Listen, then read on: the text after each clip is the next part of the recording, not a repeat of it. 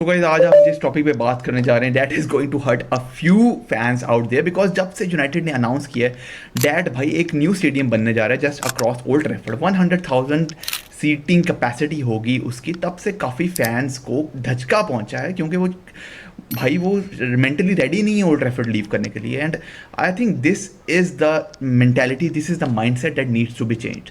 भाई आप अभी तक 1910 या आप 2005 में क्यों अटके हुए हो? All the teams have change their stadium with the passage of time. अगर आप टॉप क्लब्स की बात करो, रियल मैड्रिड ने अपना स्टेडियम छोड़ा एक खास मुद्दत के बाद to increase their seating capacity to become one of the biggest clubs in the world.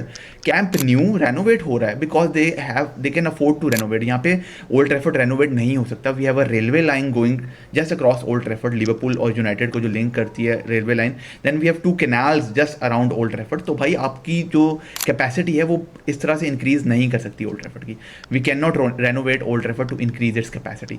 It is absolutely fair that we shift to a new stadium which is going to be the state of the art stadium which can accommodate more fans, which is going to be the one of the biggest stadium in the world if not in England। और भाई यहाँ पे अगर आप champions league final की बात करो, आप इंटरनेशनल टूर्नामेंट्स की बात करो, ओल्ड ट्रैफर्ड में वो टेंडेंसी नहीं है कि वो कोई भी इंटरनेशनल टूर्नामेंट जो है वो होस्ट कर पाए। So I think this is about time that United needed this new stadium.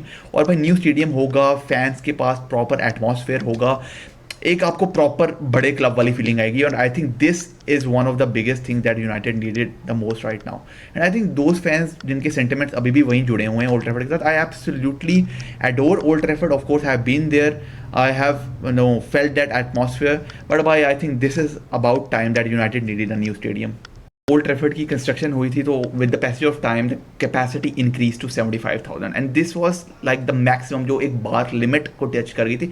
इससे ज़्यादा उसकी कैपेसिटी नहीं बढ़ सकती थी। So that is why and that was the highest capacity in England and because United was the biggest club in England, overall in Europe as well, one of the highest capacity थी Old Trafford की। But भाई now with the passage of time even the English clubs have increase their capacity. अगर आप देखो Tottenham ने नया stadium बनवा लिया, Arsenal shifted from Highbury to Emirates stadium, now Everton are making a new stadium. भाई अगर वेस्ट हैम की बात की जाए, उन्होंने एक नया स्टेडियम बना लिया।